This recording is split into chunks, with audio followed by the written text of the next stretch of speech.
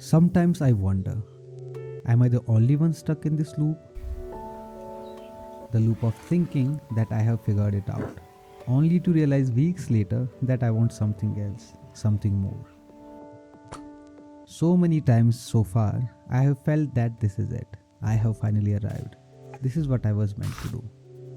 And just when I started believing it, the same old boredom, restlessness, the need to move, to change, to chase something newer and crazier showed up again.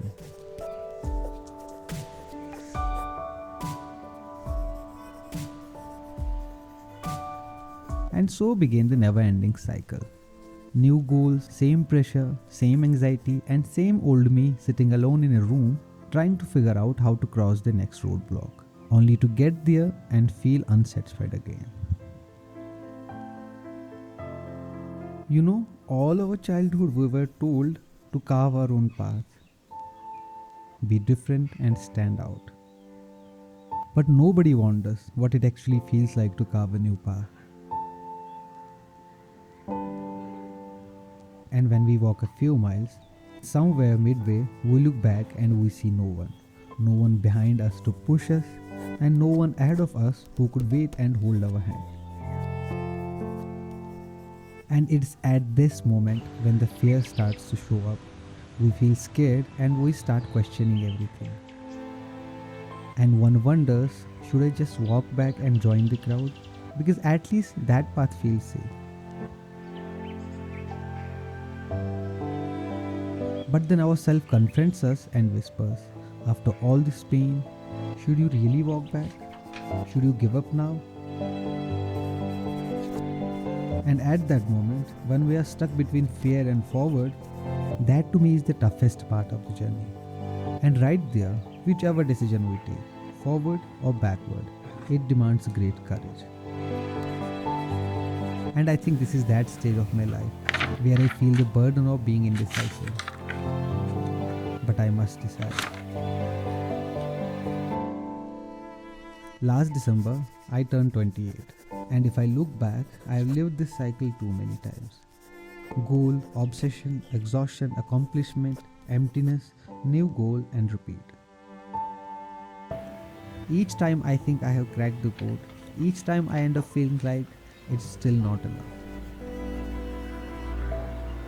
All these years, after going through all the pain and losing sleep to dreams and missing out on the beauty of world while dreaming away, I'm not saying the cycle has stopped. But now I believe one thing has changed. The questions that I avoided have caught up with me. Questions like what I am chasing, who I am doing this for, who am I trying to impress, and why do I feel the need to prove my worth at all? Is it wrong for people around me to expect things from me? Or is my entire approach to life flawed?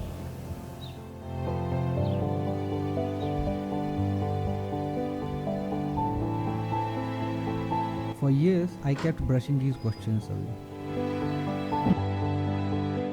But eventually, these questions show up again and again. And when they do, they bring with them even the bigger ones. I have figured out that in my case, the biggest question is this. Throughout my life, I have always credited everything, my accomplishments, my achievements, my courage, to my dreaming self.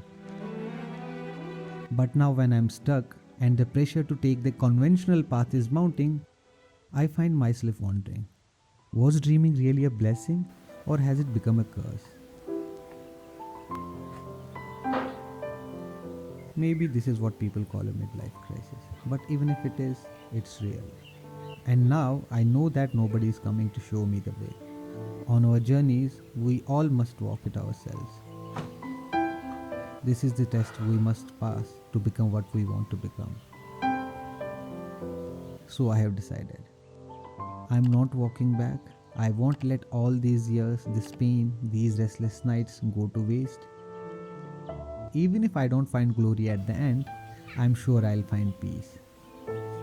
The kind of peace that only comes when we collapse at the finish line, dusty, exhausted, and smiling.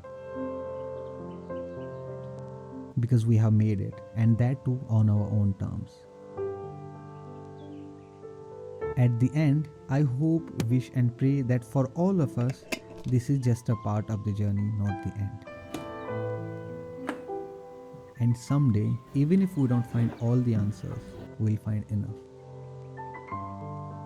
For all the dreamers out there, I'm sure that there will be a day when we'll realize that our dreaming selves were never cursed.